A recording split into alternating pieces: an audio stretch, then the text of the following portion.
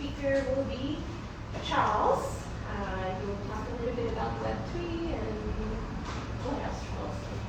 Yeah, Web3, just about art generally. Why NFTs? Okay, so I'll let him start. Thank you.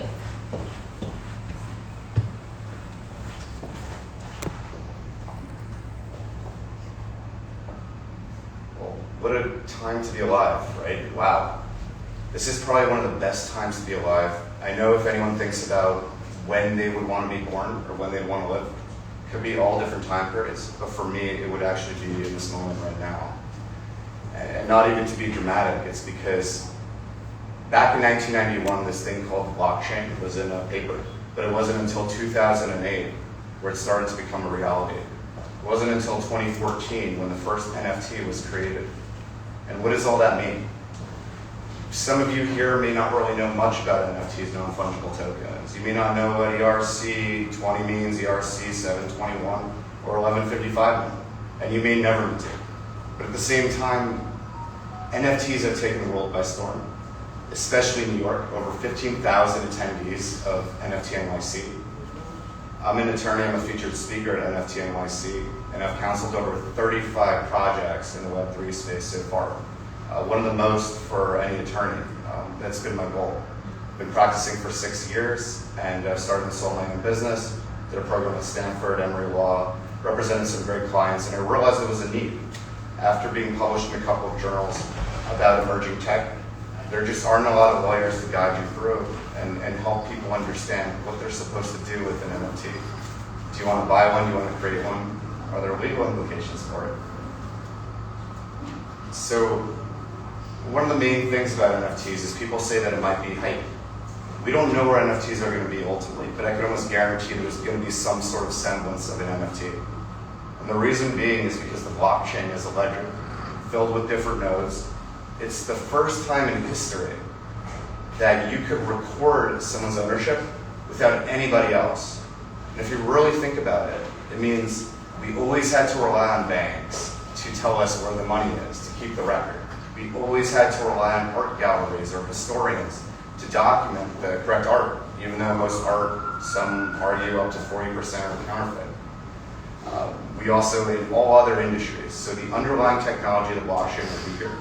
And it's super important to realize that, and that's why I'm a believer in the technology.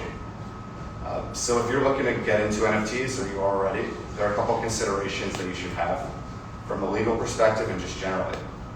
So the main thing, at least in the art world, like when the blockchain started, it started out with right away in 2008, someone named Satoshi Nakamoto. We don't know who it is, a group, we have theories, but they said right away, as human beings, we love money. So let's try to use money as kind of the first test case for the blockchain and see where it goes. Instead of relying on banks, we're going to go from there. Art was pretty much a close second, actually. There are some other use cases, and they're definitely developing. But art could benefit so greatly from the blockchain. And we've been seeing it already. Almost billions of dollars in sales. We have Christie's, Sotheby's going crazy. We even have some blue chip artists, Damien Hirst, Banksy, the usual suspects. We're moving along pretty rapidly and quickly. And a lot of artists are actually like a little bit taken aback. And maybe not every artist is actually going to want to join NFTs right away, and that's okay too. Art is, of course, subjective. But the reason being for art is you can now prove who owns it. You have the provenance. And the difference is, the Nodor scandal, for instance, the fake Rothko in 2016, there's just so much problem plaguing the art world. Seeing cornerstone institutions crumble because there are fake Motherwells and fake Pollocks. Now we're able to record all of that onto the blockchain. And theoretically, these problems shouldn't happen. I say theoretically because as human beings and everything else, there are sometimes some gray areas. But at the same time, this resolves billions of dollars in issues and creates a more authentic, transparent environment. So if you're looking to buy an NFT, you of course have to check out and see who's actually claiming to be the artist. But you also could say, wow, this artist is verified. It's on the blockchain. It's through a server or a wallet. I actually bought this person's art. And you could buy it from the artist directly. This is one of the first times technically an artist could sell art. They usually had to die or go through an intermediary, such as a gallery. And now, even though right now, since it's so new, a lot of galleries, such as this one, are showcasing some art, and it's good to work together that way. Some artists are able to engage directly with the community, which is very cool too, and that could work with the galleries as well. And one of the most important things from a legal perspective is really the royalties. So before this time, if you were to create a piece of art and you were to sell it, the art is going to be so expensive because you may never see it again. Even if you have some sort of royalty agreement, if you have some sort of painting or you buy it and you resell it, it's really hard to keep track. There are so many issues that come up where people didn't properly record, people may have switched the art, the ledgers were lost. Now, for one of the first times in history and more transparently, an artist can basically say, okay, anytime there's a resale, I'll get about 10%. You could donate it to a charity, a foundation. You could even donate it to a lot of different people. A lot more people involved in the art collaborative process than before. And that's inherent value right there. So you're not necessarily giving away the art completely. You're still kind of part of it with the person you give it to. And that's valuable from both perspectives. If you want to be close to the artist, you want to support them, by all means you could. And you know that when you sell it, the artist will actually get another royalty. So what I found very interesting, especially when I was going through some of the cases today, is the fact that when you're an artist, you're able to assign different IP rights. Typically when you're an artist, and is it copyright, is it not, and when you sell it, you give it all away. But now there's so much more, and there's such a different mentality of thinking. So for instance, if an artist is selling a piece of art, they could decide, okay, I'm going to give it to somebody. And I did a project today actually that launched. I just did a project too called Drip Drop with Dave Krugman that's sold out on OpenSea. A very similar concept where you have community guidelines, you have terms of use. Unlike the Bored Apes, where right now there's a question as to whether or not it's actually owned or who owns it through Yuga Labs, that's another story. This type of artwork and community, you could create terms and say, okay, we're all for inclusivity. We don't want to talk about polarizing politics. We don't want to do anything obscene. And if somebody does something obscene, you could write in the smart contract or the terms before someone buys. If you do something, you may lose it. Your asset may be frozen or transferred back. You may relinquish the art. And this is all done automatically. There's no intermediary, there's no long, drawn-out legal battles. Literally, if this happens and it's done, it could be returned because that's how you can set up a smart contract. And the artist now has that power. And not only that, we're going to look at the metaverse. The artist could also write in the contract. They still have the right to assign to other things. The artist could potentially also take their art after it's sold, put it in the metaverse as well. The artist could do a lot of different things and collaborate. And the opportunities are super abundant, and they just haven't really been developed so far.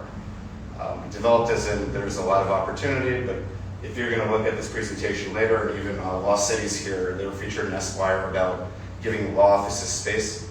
You can hang up artwork there as well. Even though you sold your NFT, there's a lot more to do. So that's something very important to consider.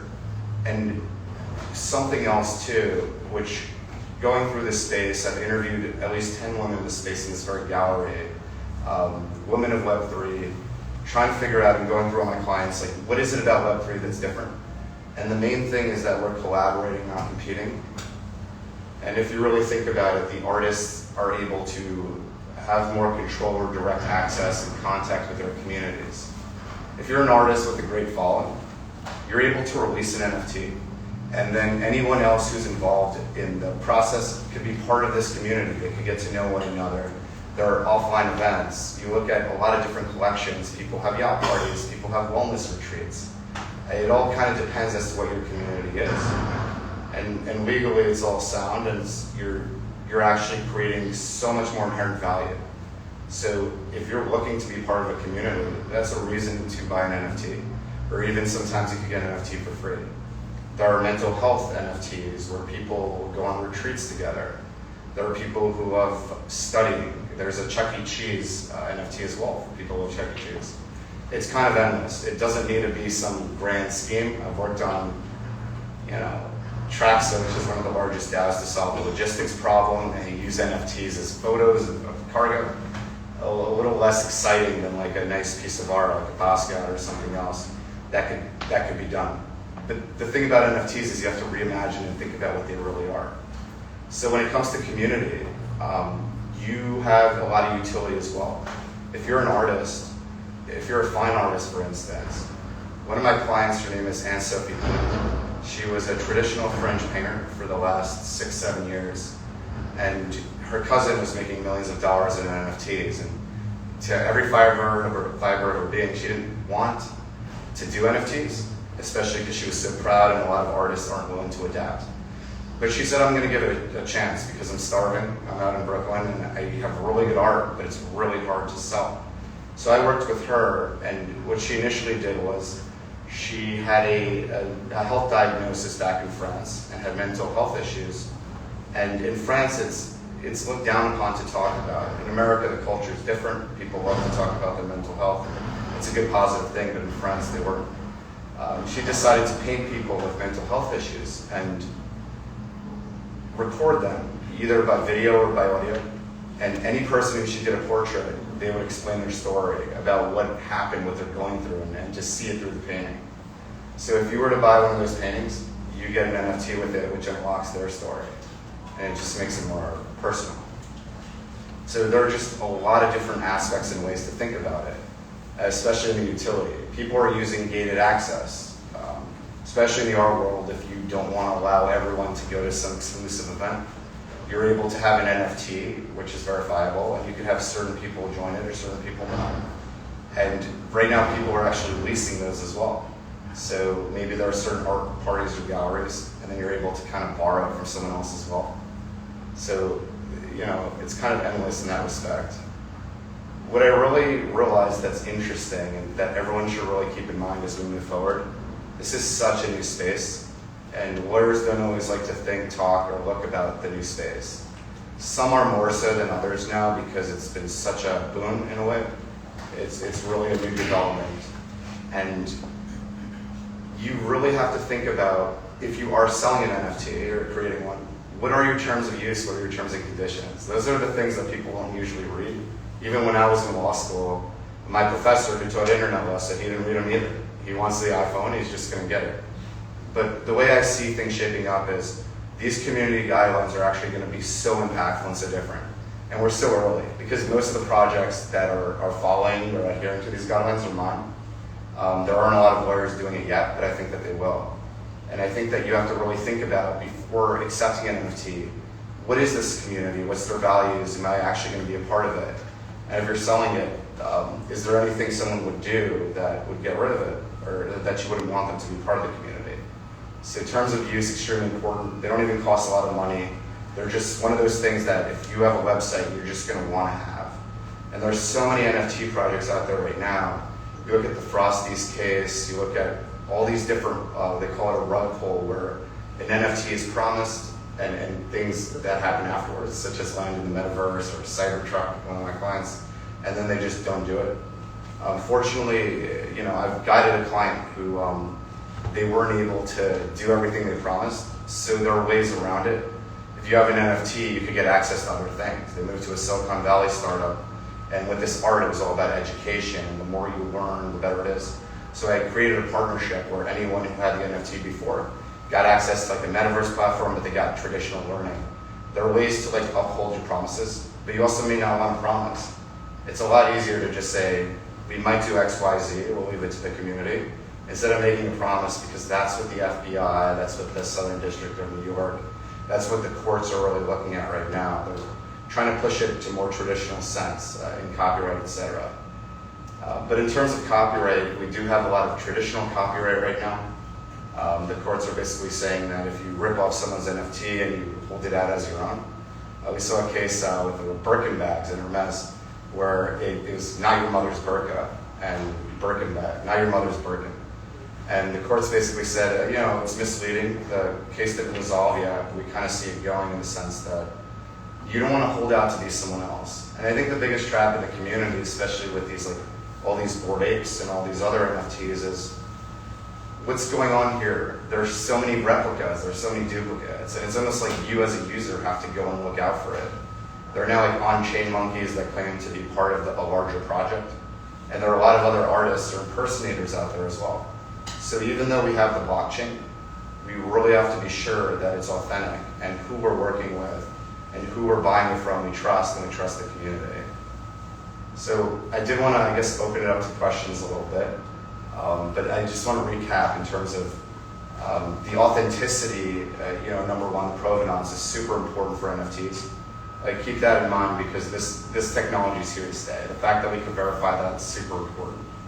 We also know that the secondary sales market is booming right now, and there's so much more that you can do with that, and it's transparent. With wherever you're going with that, you could do more charity work, and you could have a more transparent charity, different foundations for art, and also different investment for tax purposes. Could be done through secondary sales or direct. And lastly, the direct sales, and then obviously the community. The communities are still evolving, they're all different.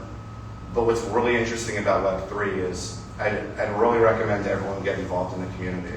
As an artist, you may be afraid and scared, but it wasn't until the 1940s where traditional photography was finally accepted as an art form in the US. And I see such a strong correlation here. Soon after, Europe and everyone else around the world, around 1940, said, yes, photography is an art form. We're not going to say, tomorrow that NFTs are, but why shouldn't they be as well? So you have an opportunity to engage in a different way. I'm an attorney, I've been an attorney for a while. And last week I helped film a documentary about women in the space, because when you're in Web3, it's about collaborating, it's not necessarily competing. So if someone needs your help with a project, they may help you, and you may help them. It's a different way of thinking. There are new structures called DAOs, where a lot of NFTs, in my view, are going to become DAOs, because if you own, a piece of an NFT, you may now be part of a community. You may now have voting rights, and you may now get to decide and choose where the community is going. There were some interesting DAOs with NFTs where there was a Constitution DAO where we interviewed someone where there was an auction at Sotheby's for the Constitution of the United States, one of 13. And in just a couple of weeks, they got a group together and tried to bid on the Constitution together. And it didn't end up working out, but it just goes to show you what is possible and what has happened here. So I'd really commend you all to get involved in one way or another. They're not all scams and rug pulls. Of course, you have to be discerning, and with the right guidance, I think there's just a lot to benefit. And you could even look at this gallery here. Very traditional gallery, moved into the Web3 space, doing both. And you could kind of you could sell traditional artworks with an NFT, vice versa, create audio files, you could collaborate with video. The possibilities are endless, and this speech wouldn't have happened if they didn't decide to go into Web3. I hope that's pretty cool.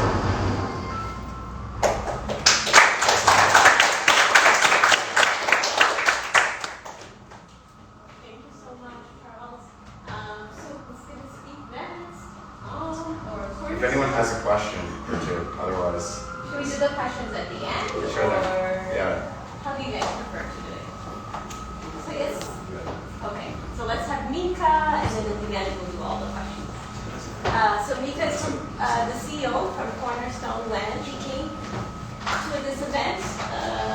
He just flew in yesterday, right? He Yeah. did it just for this particular moment. So we're very honored to have you here with us. Thank you. Yeah, so very nice to be here and sharing a little bit about the Cornerstone and Metaverse in general. But I would like to be asking from the audience that actually how many of you know what is Metaverse? Okay, so there's a couple people. So just like quickly, not explaining that much, but what is so what do you think is Metaverse? Okay, so no speaking. So okay, here. So you know what is Metaverse, so how would you describe Metaverse? Yeah, like you raised your hand, so. A virtual universe. Virtual universe, We can interact with one. virtually. Yeah, that's actually very good. Because so the Metaverse, as we see it, as there's lots of different ideas about it and what people think about it. As the Metaverse, like people think that it solves all the problems in the world, and it's kind of like all these 3D, it's games, it's all that stuff that is happening. But actually, Metaverse is an internet in 3D format with the Web3 layer, meaning that you can actually own things. And that is a big thing what the Web3 and Metaverse coming together is that actually it's possible to own these things inside the Metaverse. And here in the Cornerstone, which is the project that we have been creating, so we have been selling this far almost 1 million worth of land in the Cornerstone Island. So this is the project that you are able to actually access, and you will be able to actually explore, and there will be people actually like building different stuff. So like a very interesting thing there will be in the Metaverse that it's almost like it's a computer game, but now you will be able to kind of like have that possibility to explore it entirely. Sorry, it's super hot in here with the computers and all. But yeah, so understanding that now you can own certain things. So the plots that we have been selling here. So actually, people be purchasing these plots of land, like people be buying some plots that are 1 ETH, and people even purchasing some mountaintop plots worth of almost $100,000. And why would be someone actually paying such a big money for a plot of land? So this is a little bit like as we see that what is happening in this virtual world and the Web3, that these are like the platforms of the social media platforms. So let's say that the Facebooks and Twitters and TikTok. So now if you would be owning the front page or having this type of Google's ranking in a very high position, so of course that would be very interesting for you. So that's why now people are wanting to purchase a very important and interesting location in the Metaverse. So what you should be actually doing with the Metaverse and what you can do there. So pretty much like everything is possible. So when there is no limitation, so all the creativity is like possible to create pretty much anything. So that could be, for example, like we have a virtual fashion brand who just purchased into the Cornerstone, and they are going to be doing their own fashion collection drops, and then we will be having we have an NFT gallery there, and we have educational, like crypto educational institutions who have purchased land, and we even have these a little yoga studio that is going to be doing virtual yoga inside the Metaverse. And an interesting thing in these ones are that all these first comers who are coming into Metaverse and wanting to start creating their businesses. So as no one actually knows, but now they can be starting to mint their NFTs inside. So we're going to be creating this marketplace. So let's say that you want to be doing for example, this fashion brand that they do a collection and they start selling those to the different avatars. So that will be a very interesting use case. But also, it's not just about these virtual assets and NFTs or these profile outfits, but it could be pretty much anything. As now the token, meaning that because the NFT actually is not just the images what we're seeing, but it can be any type of digital rights for something, or it can be a token for access to some place. So let's say that you have been building this yoga studio, so the NFT can be functioning as your ticket to come to inside and participate for that yoga class. For it could be that you have access forever, it could be that you have access for 1 hour, or it could be that you have access to that if you bring one friend with you. So there is like all these different things, and now as you have a certain property in the Metaverse, and you are actually now creating an NFT to the marketplace, so you actually get to do like what type of rights you want to grant for that NFT for the other members to buy. So there will be like this new type of design of the economy that is entirely new in the Metaverse.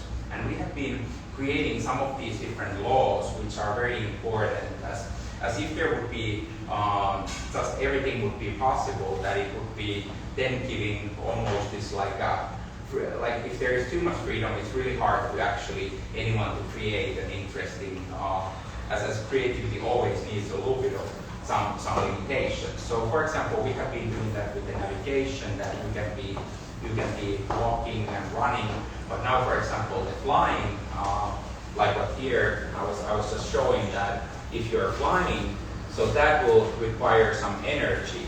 And now if you would be wanting to transport certain things inside this metaverse, so then you would be wanting to, for example, start to create the vessels for it, and then someone would be starting to sell those. So all of these create new type of opportunities inside the metaverse. And now the interesting thing, like now we're using still it with the computers, but we believe that the most immersive and the best way in the future will be through the VR headsets, as that will be, even though the VR headsets has been a long time in the industry, but that will be of course like the best and the most immersive way to enter that world. And it's very, very, very nice, and what you can imagine that when you actually get to come to this world and experience it with the VR headset.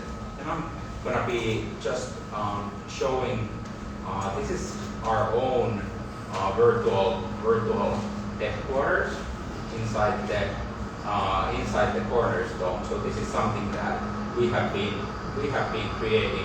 creating ourselves. So this is our virtual headquarters, and this is something where you can actually go in, and there you actually get to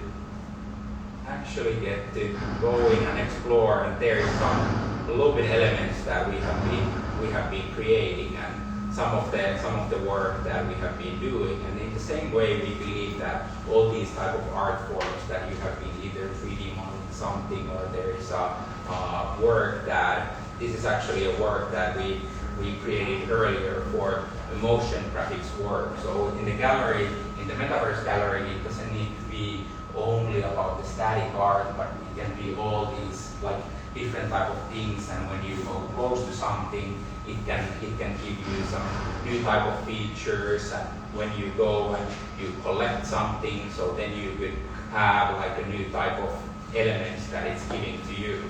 So this is like all these new possibilities. What is coming out also for the galleries and art spaces as well.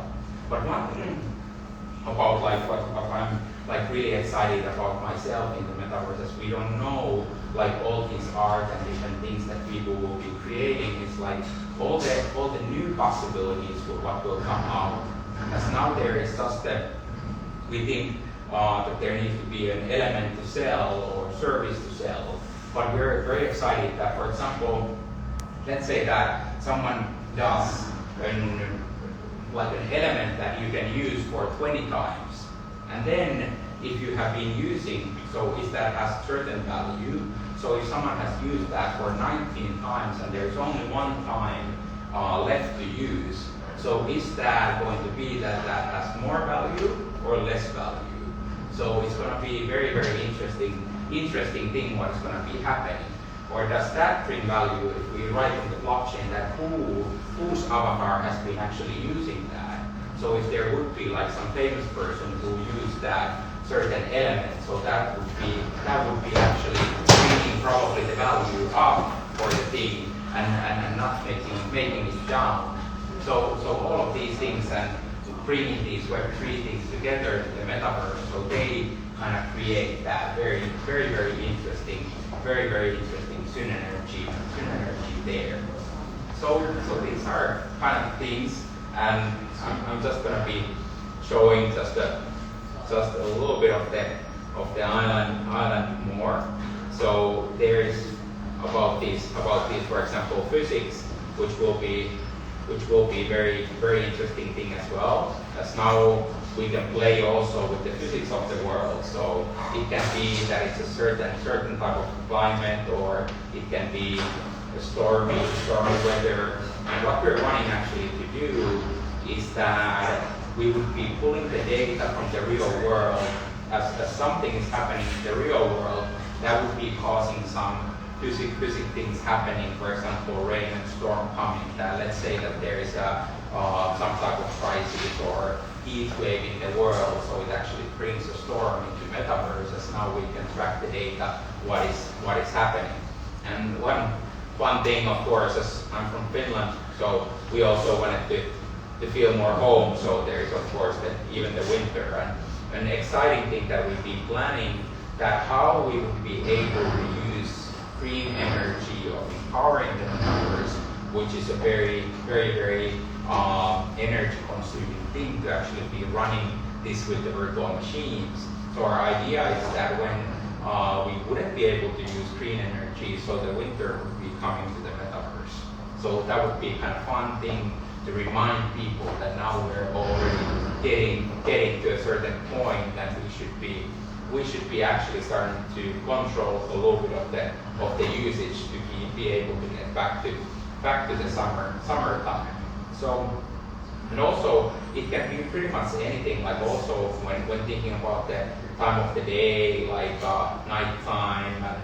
So these are things as well that we can actually program, and it doesn't need to be the same things that are happening in the world, but we can actually create that the day lasts longer or day lasts shorter. And what we've been realizing that for the avatars and the metaverse, it's very important that we actually create that type of limitation, because in the human life that we have the night and we need to sleep, it actually gives some limitations for us as humans.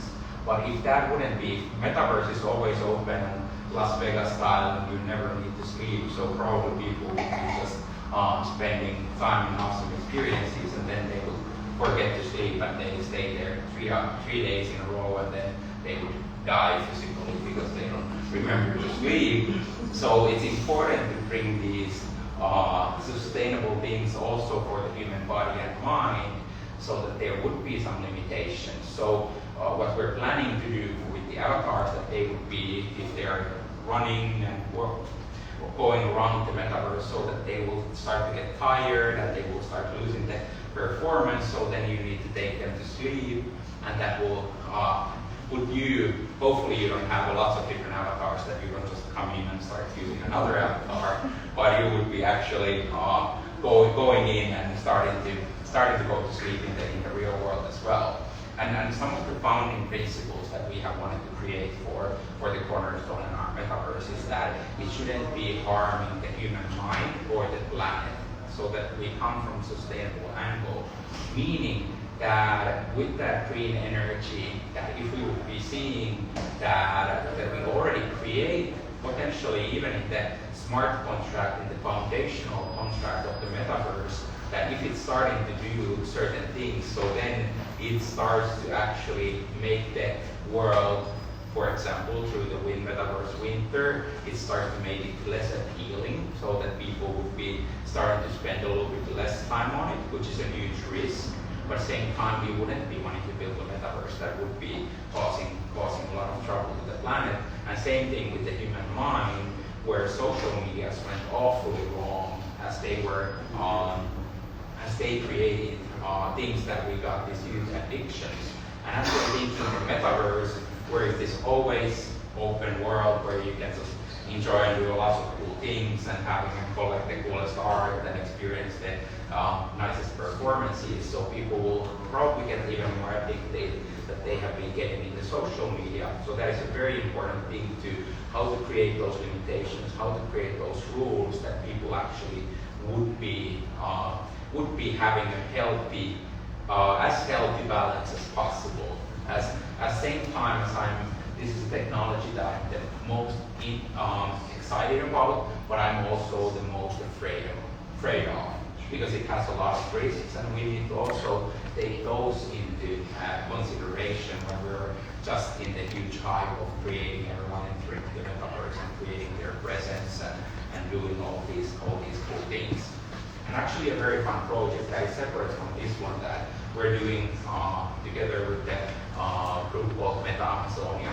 So it's in Brazil, and we are doing digital twin of the Amazon River.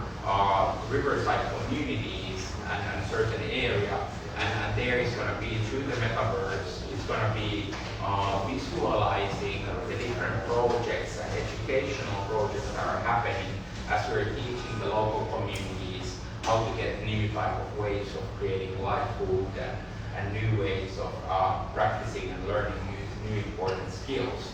So that is a very exciting thing, and there is also these type of carbon credits that you can, when you purchase a land, virtual land in the Meta-Amazonia, so you're going to be getting the carbon credits. So that is personally for me very, very, very important project, as we are able to help the local communities there in the most distant parts of the world.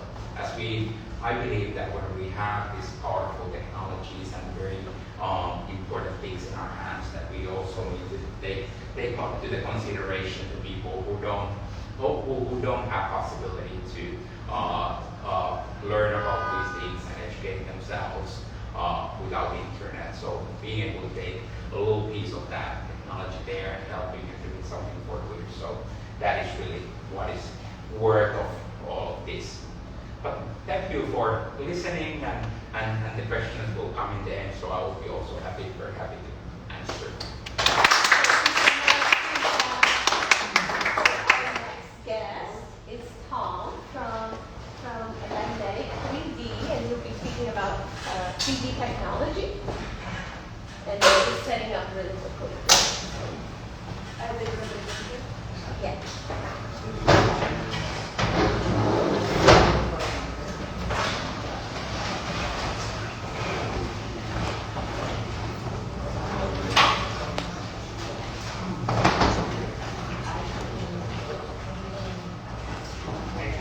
It'll be super quick, guys.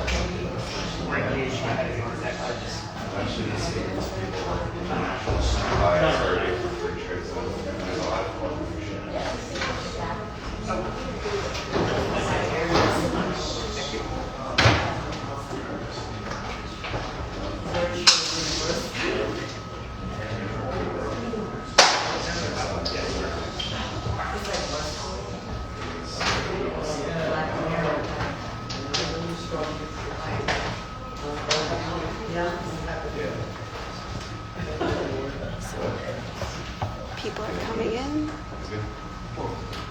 How many people? Oh.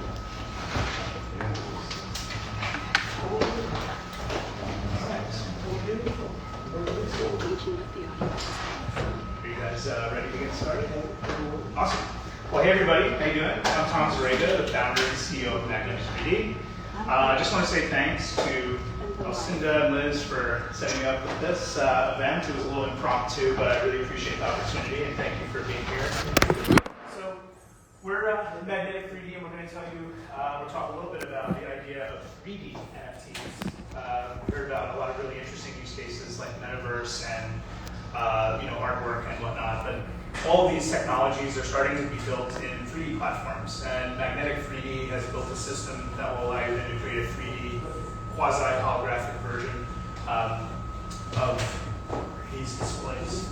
So just taking us a little bit backwards into kind of how we got here as a company. Can you guys see this okay? Yeah. Okay, perfect. So Magnetic started as like a digital advertising, digital signage company about 2004, 2005, and we were looking for ways to really engage consumers as they were walking through malls and nightclubs and bars. We stumbled upon a very early to market parallax barrier technology, basically a screen door that goes in front of a display, and by blocking out the light from the pixels, you can create a 3D effect. I'm dating myself here a little bit, but we were using plasma displays back then. So, but they were sub HD before we even went to HD and now 4K technology. So the inspiration for magnetic 3D was really about how do we make the technology to see 3D disappear? Can we actually do that? Pretty ambitious. Feels like we've run a bit of an ultra marathon here when we were really training for like a sprint to get the product to market. But we needed a lot of technologies to come around to make that happen. The mission of the company really is about getting the technology into the hands of artists and creators so that we can have more collaborative ways of communicating. So imagine like what you've seen in sci-fi movies, holographic communication, things of those nature, artwork, gaming, all of this stuff can eventually make its way into 3D without having to wear 3D glasses or a VR headset. So the big problem, of course, that's plagued the movie theaters for about 100 years is the need to wear 3D glasses. Consumers love 3D, but nobody really is, asking them to put on red and blue glasses or circular polarized glasses. If you wear glasses, it's annoying to put them on. You get headaches, nausea, eye strain. Some of that comes from the content and conversion techniques that are used to take 2D and get it into 3D that are not accurate. And then, of course, there's the glasses themselves, which are a bit faulty. The other side of this is, VR is promising to bring 3D to the masses, and I love VR. I think it's really awesome, but it can't be used everywhere. It's not a technology that can be ubiquitous in our everyday lives, and so glasses-free 3D is a technology that provides you with a way to actually see this content and collaborate and appreciate it at the same time as you would traditionally here in this type of setting. So the solution is really quite simple, but executing it is not. The idea is that the product wears the glasses instead of the viewer. So what you're seeing here is a 55-inch display with a 3D lens that's on the front. It's a prescription for the TV, essentially, or a prescription for the pixels that are on the TV. And then we can make these films that we apply to the display and build them in all different sizes. Anything from tablets, which I can pass around in a minute, all the way up to large-scale 100-inch displays and video walls. So magnetic 3D, coming from digital signage, got into doing enterprise applications. And that's really where we focused our energy as a company, is how do we do the best glasses-free 3D experience for the brands that we were working with as customers in the ad space. And if you think about the technology, it's quite expensive to build something like this. They were the companies that could pioneer the technology and get it to market. And so we worked with them to really build this incredible hybrid 3D XR experience, if you will. And we're in areas like retail, hospitality, theme parks, and entertainment, which are natural fits because you think about it, if you want to create a hologram, how do you do something like that? You need a whole bunch of projectors, you might need mirrors, you need a ton of different space if you're going to do a fake hologram on a stage, like bringing Tupac back to life at Coachella. You need to have the right lighting conditions, you need a $500,000 production budget. Or if you're going to do Pepper's Ghost, that's using a bunch of mirrors to create a 3D effect on a stage or something like that. Glasses-free 3D is really creating a compact way to do that, and also has stereoscopic capabilities. Stereoscopic meaning a view for your left eye and a view for your right eye.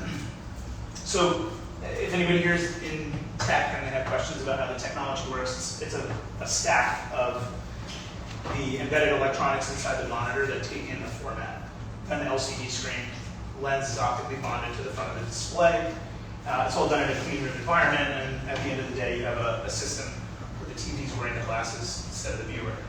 And once you have that, you can do different flavors of 3D technology. So you can have single viewer applications, which have an eye tracking system built into the front of it, and basically replace VR. Of course, you're not going to be walking around with the display, but you can be sitting at your monitor and having a fully immersive experience as if you were sitting in an IMAX movie theater with content popping off to your nose, and you can do some pretty incredible experiences that way, as well as very utility-based applications where you're doing surgical or remote-operated vehicles.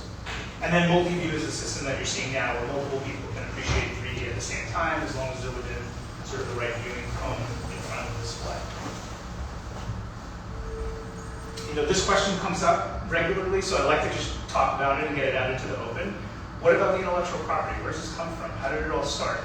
We didn't invent all of the technology. That would be really unfair. Print and lenticular technology has been out for 100 years, right? And so there's a lot of pioneers in that space. It's very difficult to print on the back of a lenticular lens, but It's been done. You've seen it in baseball cards and Cracker Jack box and all that kind of stuff, and maybe on movie posters. Magnetic 3D started building its own solutions for digital, and then we partnered with Philips. So we licensed 150 patents from Philips, and we also started adding our own intellectual property on top of there as well. And we're building all this stuff initially in the US with partners like Samsung and NEC, and now we build everything actually over in Asia. So once we created the technology, it really needed to start becoming more of a platform.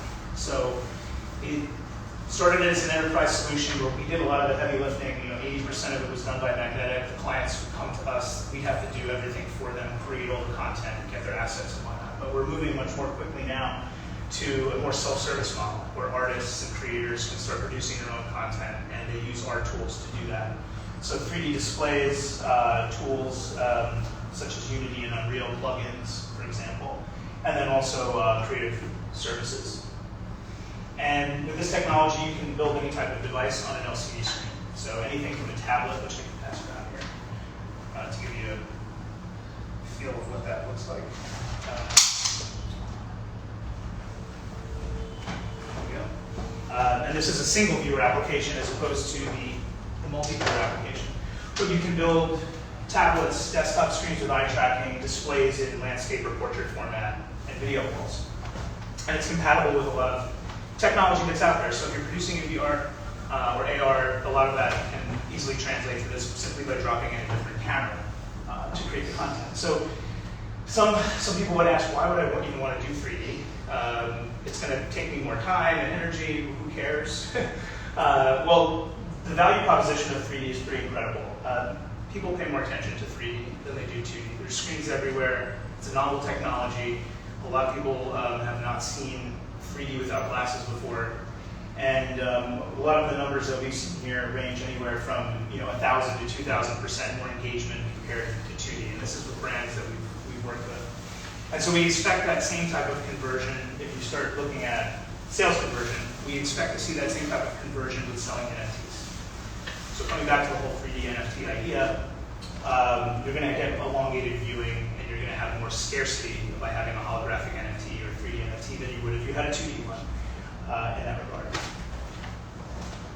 And you can do lots of really fun stuff with 3D without glasses. So anything that you would normally do on a 2D display with 3D platforms, Unity, Unreal, these 3D applications that are now just showing on a 2D monitor, can all be done in glasses-free 3D. So photogrammetry, going out and scanning content in the real world and bringing it into the metaverse, you can put it on a glasses-free 3D display. Things like volumetric capture, we've seen a lot of really cool stuff there with sports players being captured in 3D in music videos and whatnot. All of that can also be on here as well for in-home or digital out-of-home applications. Gesture control, for those that are looking for like the Tom Cruise Minority Report experience, that's pretty awesome on here. So it becomes a bit of a Swiss Army knife in that regard for creators. I threw this slide in here, which actually comes from an investor pitch deck, because I think it's important to point out that this is a pretty huge market. In the neighborhood of 225 million displays are sold, TVs, every single year. So there's a pretty massive opportunity to convert and get hardware upgraded to 3D. But the other side of this is that there's millions of developers across all of the 3D platforms, everything from Autodesk, Solution to So, obviously the big names in the real-time gaming world, Unity and Unreal. We're literally talking probably in the neighborhood of 150 to 200 million developers around the world that actually produce in 3D that could use this technology today. Here I'm just going to dive in a little bit on some of the projects that we've done, just really to give you some sort of creative inspiration and maybe a visual. So we worked with the Hard Rock Hotel Group most recently to deploy the world's first 100-inch portrait format display. And it was an incredible project. I mean, before the shovel went in the ground, we started working with them on the designs and the idea of creating a faux holographic elevator experience. And so when you go to the Guitar Hotel now, which in and of itself is just like an engineering feat, and you go to the main elevator bay, as you're walking into the car door, there's 3 elevators on one side, there's 3 on the other, and at the end, there's a set of fake elevator doors that look identical to the rest that open and close. And when you hit the button and you're waiting for your elevator, the doors will open, and we've scanned what the interior of the other elevators look like, and we've actually made it look like a completely fake elevator cab. So the doors open, you're waiting there, and then all of a sudden you're thinking you can get on that elevator, and then the tiles in the floor open up, and Bob Marley comes out as a puff of smoke, and he's playing his guitar from the Hard Rock collection. That could be an NFT, right? I mean, that's really where this is all headed. And of course, what we did with Hard Rock predated, I think, the huge launch of OpenSea and NFTs. It was probably 2018, 2019. And Hard Rock wasn't necessarily thinking NFT of that moment, but I think that's the point of sort of this talk, is to say the creativity that's happening in experiential marketing, the theme parks, all of that can then start translating for creators into NFTs that can be monetized in 3D. So, Bob Marley coming out and playing his guitar, and Jimi Hendrix, those moments essentially by Hard Rock could be NFT experiences. And brands are generally moving in that direction to figure out ways to provide these unique take-homes with that you can have ownership in. And there's other traditional uses in the advertising world of glasses free 3D, from retail, digital out-of-home campaigns, and some of those are also going to translate into, on street level. This actually was when it used to be Circuit City. They did a digital out-of-home integration with print right here for History Channel. And when you think about this today with NFTs, there's an opportunity at each one of these moments to have a QR code and take 3D with you, and have it on your phone and put it into your wallet. And so Magnetic, to this point, has really done a lot of enterprise applications, trade shows and events, engagements with T-Mobile. We were privileged enough to do Super Bowl on 2 occasions with Microsoft and once with Ticketmaster. And so we get into a lot of really cool PR stunting and experiential. But for us, beyond moving past sort of the permanent installations in the enterprise sector, we really felt like now was the time to start opening up our tools so that they're not available just to the enterprise customers, but really to start empowering creators so that they can produce in this format. And so we've got a number of NFT artists that we've already started working with. We're helping them get their content from Blender and Cinema 4D and some of the real-time programs into this format. We're helping them unlock the true power and creative potential of their work, because a lot of it's 3D and they're never seeing it that way unless it's in virtual reality.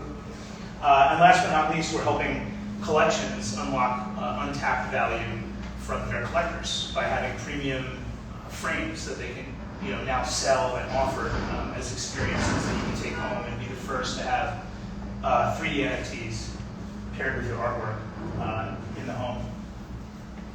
Last but not least here, just kind of giving an idea of where we came from, where we're going. We started off with full HD, went to 4K, and now we're starting to bring this technology from desktop to kiosks and then into the home. And that's kind of our plan for the next 6 to 12 months. So you can see this platform expanding from enterprise into consumer. We are in the process right now of building out a full self-service cloud for producing content. So if you're a creator and you're using any of these applications, you can go there and download our tools and start producing content in a holographic format. So just to give an idea of what that looks like, this is Cinema 4D here. Tool set drops in, camera rig, and literally you have these guides that make it super easy. If you're already creating your animated content in here, this guide represents the furthest back inside the monitor. The blue represents screen level. And then yellow is kind of like best practices 3D, and then red is the kind of do not pass plane here. And so for any developer that's producing in these platforms right now, if they're doing VR, they totally will get this, and they can pick it up pretty quickly. And we've got a team that's been in the digital science space now for about 15 years. The former head of film for IMAX joined our team a few years ago. And we're in the process of working with a number of really exciting partners to bring the tech to market. This is already outdated. So we'll be continuing to add to it, but it's really an exciting time in glasses for 3D. I think one of the last things I wanted to point out here is like where we think it's all going. So 3D digital artwork, maybe it's NFTs, maybe not. But we see the technology making it into the home, eventually becoming something you might think about for home fitness, for gaming, or eventually just watching your movies in 3D, which anybody that had a 3D TV, it might be collecting dust or you lost the glasses, but hopefully we can change that and actually bring that 3D movie-going experience back to the home. If you want to see the displays anywhere else around the country or you know anybody that does, we've got screens kind of all over, lots of different installations and different partner offices, but please check with us in here and she'll connect you up with Eugene, our VP of Partnerships, and we'll make it happen. That's it. Thank you very much. Okay, now we can move to the questions, right? So the three of you guys want to go there, and anybody's questions about anything you've seen today or anything you want to add to it? Anything about metaverse, 3D technology, Web3? I know that some people came a little bit later, so maybe you guys have questions. Or Charles, you mentioned like an artist can set terms on like an NFT, and then if that person wants to violate those, they could like pull it back. Who would how would that look like if someone, you know, made an issue or created a problem? And is it that artist that gets to figure out if they truly broke contract? We're the owner of that NFT. Yeah. Yeah, so it's pretty massive, but we've seen it already in smart contracts. So the way smart contracts work is you're essentially able to replicate a previous one. These use cases already exist. And we see basically that there's a way to freeze right now. A lot of what NFTs are doing, they realize they have the ability to freeze the NFT and potentially just transfer it back. So this would adhere to the general policies and guidelines. And the best way to do it is, of course, if you have the guidelines before you get the NFT. You know, even though guidelines are subject to change, I think there could be legal issues if after you have the NFT, all of a sudden the terms change and then you lose your NFT. But before that, the mechanism itself, you know, smart contracts, they really vary, but But you have to have a lawyer review like those terms if they're written in legalese. so as of now, not really. But we're getting to a point, and this was, I think 4 or 5 years ago, I joined a seminar and I was listening in, and they were talking, it was a legal seminar, and they're like, smart contracts are going to change the world. It's like, you know, sometimes the lawyers are going to fight that you could shut off somebody's car, you could shut off their heat, or you could shut off their bank account, basically, or whatever it is, using smart contracts, which is a scary thought, too. NFT is a little less so, but, you know, it could be a lot, but the mechanism is there, so. So, a follow-up to that question. So you think it's best to set the terms and the conditions before you actually create the NFT, but there isn't a problem changing? In other words, I have an NFT and I'm creating it and I'm setting these terms and conditions, but now I release that NFT, now I decided I made a mistake. I want to change that at another point in time. Is it difficult to make that change at that point? It is in a rudimentary sense. So there are different types of chains, and if you look at the traditional chain right now, ERC 721, it's non-fungible and it's a lot more difficult. Basically, the way the blockchain works in the nodes, you can't always go back. We've already developed a lot of technology where you could actually create 2 or 3 NFTs on the same contract. So moving forward, you could, but one in particular, maybe not. But there are other mechanisms to do it as well. There could be a fungible token, a non-fungible token. Maybe release the fungible first, but it's still so new. So you know, people are figuring it out. But the most sophisticated version right now, 1150, 1155. Yeah. That's where they're starting to play with that. So one other question that goes along with that.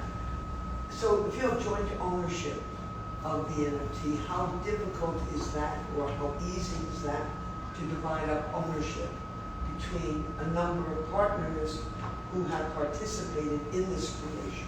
So that's a really good question because I thought of that today, especially when I was looking at what I've been doing.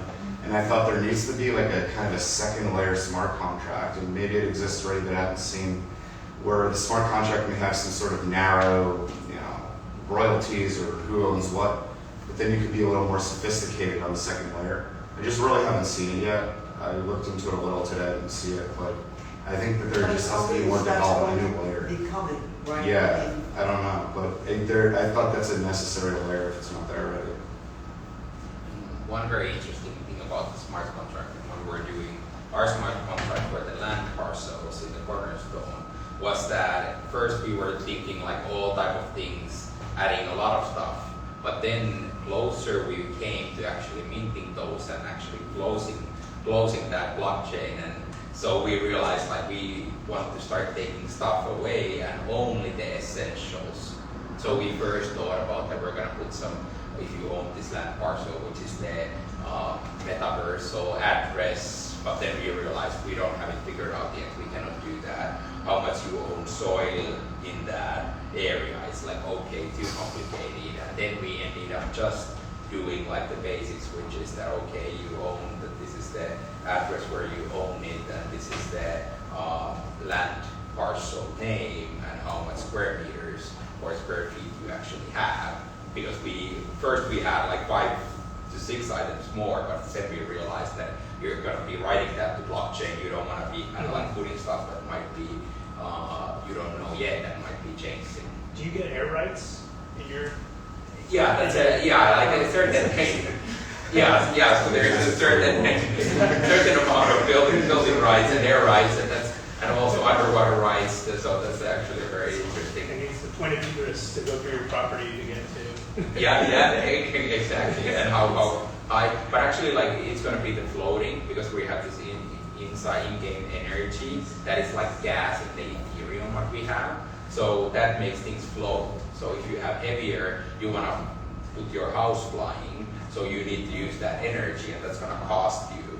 So you can just keep on floating stuff, but you're going to be paying a lot of gas fees for that or the energy costs.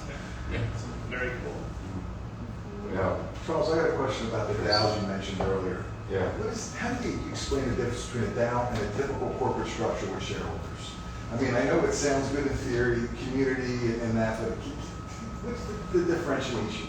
Definitely, and I'm speaking tomorrow featured at NFT NYC at 12:15 in Edison Ballroom South. I'll get a lot more into the legal stuff there as well. But what's really interesting about DAOs, I really decentralized autonomous organizations. I really see them as the corporate structure for Web3, but they're so new. So a lot of clients that I advise, I actually kind of create like a DAO Lite where if people join a DAO and they have voting rights in a community, a lot of investors don't like the idea of just putting money into the DAO. They're not A16 or other kind of forward-looking ventures to collect data. They want a return, and they're worried that there's so many backdoor issues and everything else with DAOs. So what I've done is I've done 2 or 3 companies where some board of advisors are in a separate company. You could hold the IP, you could do an advisory board. So the DAO's there in the sense that it's different. Legally, we don't know. So there was a lawsuit recently where they sued members of the DAO and they said you're just a member of a partnership, but it hasn't really come out. I don't know exactly like if we look at like true case law, but it's an interesting concept. But I see the biggest difference is that it's almost just like a bunch of members controlling it. Ultimately, we'll hopefully be more autonomous, but Wyoming is the only true state that accepts it now. Even a lot of DAOs right now are still Delaware LLCs and use a smart contract, but it's a lot better, I think, to work with the regulatory structure in place, and they're trying to get the CFTC involved. If you have a good mission, I think it's smarter, to play by the rules. And that's the big difference I see now so far. But not a lot of people, again, are doing it. So in terms of using the DAO stuff, I haven't encountered an attorney who really is doing that kind of thing. So these are, from my perspective, what I foresee happening in the future. Yeah, well, I think when you talk about terms of use, jurisdiction is a big issue. What jurisdiction controls, so I think your terms of use are going to be critical in these entities.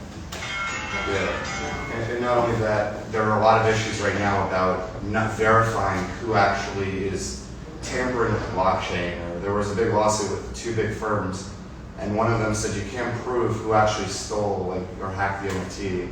It could have been anywhere in the world, so you don't know if you're subject to U.S. jurisdiction. I love the argument that it's possible right now. So I'm like, yeah, we'll see where it goes, but yeah, it's really interesting. Cool. So speaking of DAOs, are there any specific criteria that you would look at to evaluate the DAO? Yeah, I'd spoken with someone recently about this, and one of the thoughts that I hadn't had was, when should a DAO expire? I think going into it, you should really just have some sort of a mission statement. A company kind of has a mission statement, but in my opinion, it's kind of like BS, where it's like your mission is so broad and it doesn't really matter as to what you're in. But I think with DAOs, it's important. If you work with boards and shareholders generally, you have to come to concrete terms in an operating agreement or partnership agreement. And I think the same goes for DAOs. Yeah, more focused than. So another question for the central line. Sorry. So many things this morning. Sorry. Say you're an art gallery, you're a yoga studio. How do you differentiate the land in Cornerstone? In other words, if I'm a yoga studio, what would I be next to? Or if I didn't want to be next to an art gallery, how would I find my real estate somewhere else? And the second, so 2 questions, that's one. And also, are any of your sites connected to things in the physical world? Okay, so let me give you an example. Yeah. Like I spoke to somebody today, and in their metaverse, I can go to a restaurant, I can be in the metaverse, and I can look at the menu and look at the food, and everything's very enticing, and I can order food and have that food delivered to my apartment within the next 30 minutes. Is that possible? Can I buy a piece of art? Can I go to your metaverse, look at this art, and then have it delivered to me the next day? Yeah, so starting like, okay, like who do you know who's your neighbors? Right, who So, are your neighbors? so that like if you want to Because I want to go to a good neighborhood, right? Yeah. But so that's like really depends. Like it's a similar a little bit like in the real world, that if you want to guarantee that you're only going to be having nice neighbors, so you need to purchase those neighboring plots and then sell those to nice people. Or then if you don't want any neighbors, same strategy goes into that. But we've been also dividing these certain blocks and like, okay, a fashion district and an art district and having more like a retail. So that already a little bit puts right type of players in the same area. Exactly. So it doesn't just go like randomly. Right. Yeah. Because So, it's too random, no one can find it. yeah, so making these districts. So that is something that we have been already zoning. So we have an in-house architect who have been zoning and planning those different areas. And then going back to the real world connection to the metaverse. So for Cornerstone, it has been a little bit less of that. So the real world connection has been exactly with the physics, like bringing like what's happening, like heat waves coming, like global warming stuff. So that would be bringing some of the elements to that. But like ordering food and this kind of stuff, like this would be up to some of the landowners. So it's possible, for example, someone has a restaurant and they want to have the metaverse type of things. We don't let people, and we don't want people to come in, like let's say a car company, that we have one client is a car company, to just come to sell their cars. So it's not just a gallery for physical products, so there needs to be a We want hybrid. the experience Yeah. in the metaverse, but you could have the sale attached to it. Yeah, right? that's okay with the real world delivery, that you purchase a chicken and then you get the bucket of chicken from KFC or however you want to play that, like that's up to the chicken guy. But so it's really, but something like we actually thought about the same thing for the Notorious B.I.G. metaverse that we have been doing as a white label project, that there is some sponsors coming in, that if there would be a pizza place, that it would be super cool that you enter there, you order pizza, and 30 minutes and it's in your home. Of course, it would be needing to check that where is that person coming from, is there those pizza stores close by, so you cannot just promise worldwide delivery. But it's super cool, like what you can do with these real world connections, and so very, very, very exciting stuff. And Mika, I have a question for you. If a company or an individual wants to buy a plot and share with a different company or another individual, is that a possibility? Yeah, like sharing or reselling Like- or. Let's say two companies or two individuals wanting to invest in the same plot of land. Yeah. Can you do that? Yeah, so in a way, yes. The challenge with the NFT, like with here also, that it needs to go to a certain wallet. So then it's up to this person that are they, what type of system, because yeah, it needs to be, the NFT needs to go to a certain wallet. So who owns the key phrase for that wallet? Do they both have that? So in theory, at least, yes. What does happen that if someone sends that NFT to his own wallet and escapes to Bahamas? So, yeah. Or like, do you actually spend a lot of time, like we don't have that kind of system built in, but if someone creates, probably someone else will come with the system, like that both need to give their fingerprints or something. They have two dual passwords right now. Yeah. So it's up to them in the manual way of doing this at security level, but of course, like then it could be that some people have that they have a shared wallet, or then they just, but there's not yet. But one thing what we want to do there is that, for example, that the communities could be owning that. We are dreaming of DAOs buying lots of land and then them doing their community housings, or let's say like super cool NFT projects coming in and they just have a DAO and that owns the community space. And also, how much does it cost to buy some land? Yeah, so now it's actually crazy cheap, so because the ETH is so low. So Now it's Where does it start? In other words, One what's ETH. the- One one ETH. Yeah, so no, it's $1,000. Right. So we can do with everyone like deals right now. So and if you want to purchase land, so it's actually like there's being the How much space do you get in the metaverse for that? so there's depending like because in the island there is the central ring which is going to be the event center. So right around that is more expensive. So you get it's the square meter is 0.002 I think the floor price currently. Like I have those and we have a map actually that I can share. But then on the flip side, there is also expensive land and there are certain areas that are maybe not the hottest areas, so they are cheaper than the. So we have different price categories for different areas.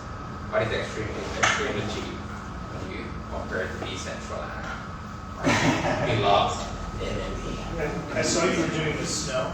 Yeah. Is there like fear of like a mudslide if you're on the left side or something? Yeah. Anything can happen. Like we had like the deepest conversation with one of the persons for Epic Games, and he said that that's going to be natural catastrophes in the metaverse to unify the people. Yeah. And I didn't have an answer, but I'm like, I'd like to sell in the insurance if possible. oh yeah, like metaverse insurance. They can be triggered by real world natural catastrophe. Yeah. But one thing what we're doing actually that the sea level it's gonna be going down at some point and it's gonna be revealing new land. Wow. So we want to do the other opposite that is happening in the real world. That sea level is rising, so we're going down actually. Oh, cool. So people can discover like ancient artifacts they will see. Yep. All the cool Easter eggs. Very good shape of Yeah. the quest art. Yeah. So one question for Tom also, so you're not left out. Oh, thank you. So Good any question. what is special about your technology that nobody else in the marketplace has, or are you just another me too for this kind of technology? We're Is the something special? we're the leader We're the leader in the space. There's other companies that are attempting it. We have the largest Right. product line.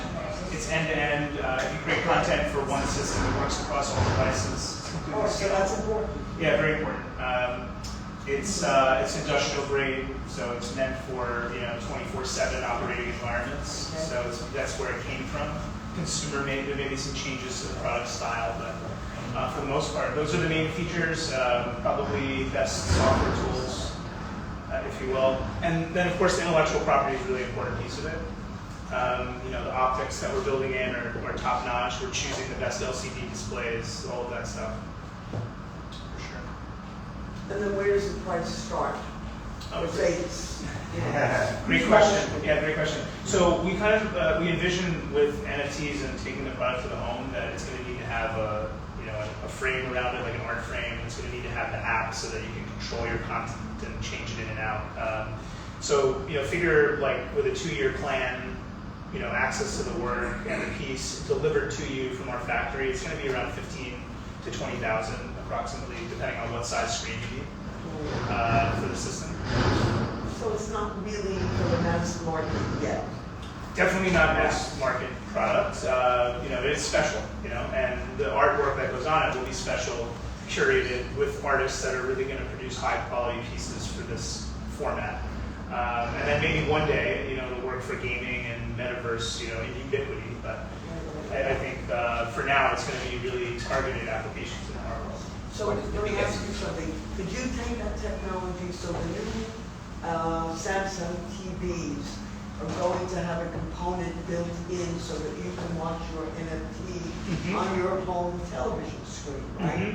So can I take something that you sell and make that image now Yes, in another dimension? that is the idea. Yeah, the idea is that you would have a very similar app, if you will, and it would either connect to your wallet where you would just load up the content into a playlist and you would put it on this display, or if you had multiple displays, you could control it all from your phone. We do that now in the digital signage world. So it's really about taking that same technology and making it more consumer friendly so that the user experience is like anybody can do it. About the biggest size you can is possible to do if there wouldn't be budget limitation? So right now we can do 100-inch. I believe we would be able to do, I saw Sharp announced an 8K 100-inch LCD. So I think we would be able to do that. And then from there we go to video walls. But the future of this is to do LED technology. So, when that kind of grows up and we raise a whole bunch more capital, we'll probably build something that could work in a movie theater. That's kind of the ultimate goal, right? Times Square, yeah, it's possible. So it's all optics and IMAX also. yeah, and so these lenses are essentially designed for the viewing application. So this room, that movie theater, that Times Square billboard, it's going to have different lens or filter on it. But all of it's possible. Thank you. Thank you. Thank you so much.